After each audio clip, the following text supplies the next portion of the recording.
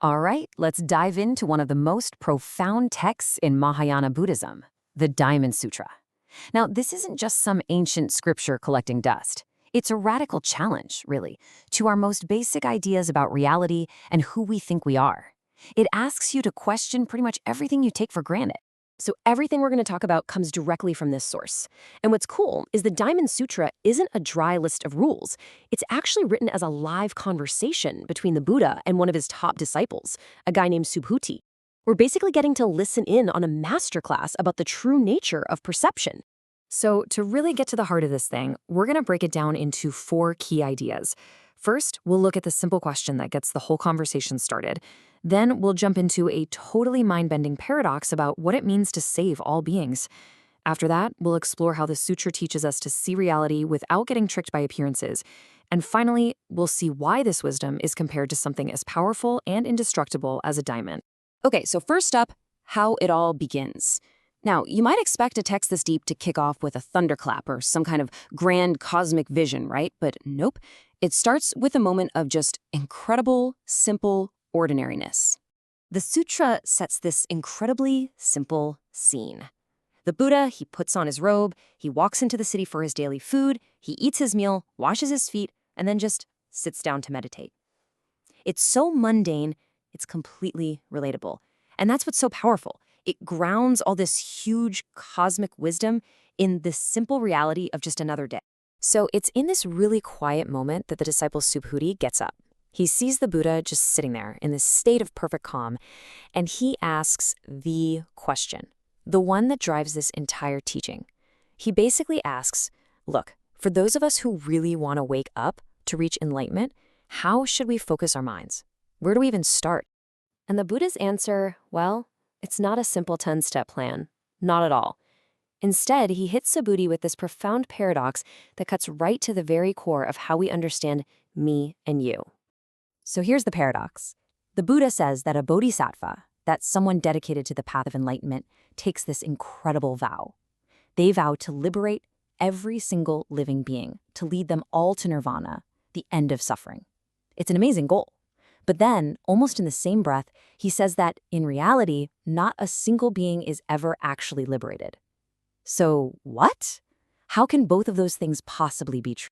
The solution is wrapped up in this really radical idea of not-self. The Buddha explains that a true bodhisattva understands that concepts like I, you, or person, they're just temporary mental labels we use. You can think of it like our modern idea of the ego, that fixed, rigid story we tell ourselves about who we are. The sutra is saying that true compassion only really arises when we see through this illusion of a separate permanent self. If there's no fixed being to be saved, there's just a process of awakening.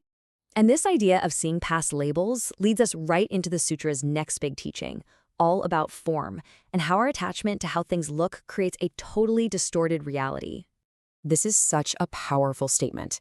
The Buddha isn't saying the world doesn't exist. He's saying that our perception of it, this idea that it's made of solid, separate things, that is the illusion. So to see the Buddha isn't about seeing a person. It's about seeing the true nature of reality itself, which is formless and empty of any fixed identity.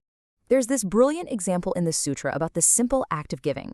It explains that if you give something but you're all caught up in the ideas of I'm the giver, this is the gift, and you're the recipient, then the merit you get is limited.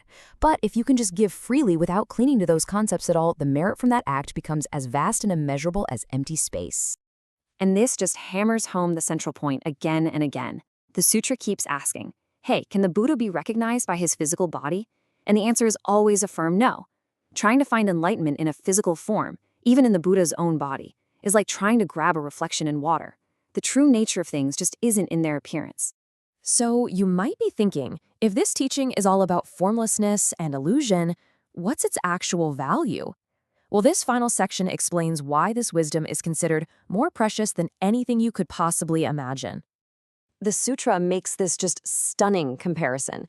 It says, if you could fill countless galaxies with jewels and give them all the way as an offering, the merit you'd gain would be immense.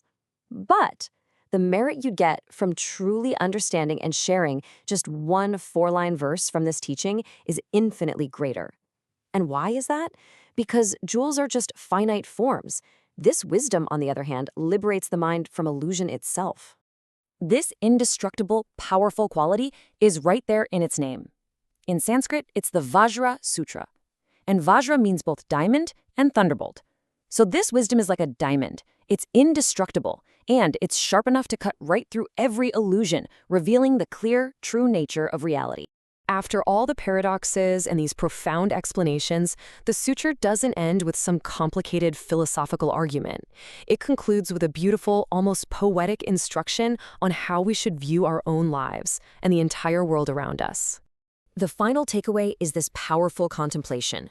We're told to view everything, all conditioned things, our thoughts, our bodies, our world, as something transient and dreamlike. They're like a star that fades at sunrise, a bubble that pops on a stream, a flash of lightning that's gone in an instant. This isn't meant to be pessimistic. It's a call to see things exactly as they are without desperately clinging to them. And so the sutra leaves us with this final, echoing question. It doesn't give you the answer, because the answer is something you have to experience for yourself. What happens to our fear, our attachments, our suffering, when we truly learn to see the world and ourselves not as solid and permanent, but as this fleeting, magical display? That is the investigation the Diamond Sutra invites all of us to make.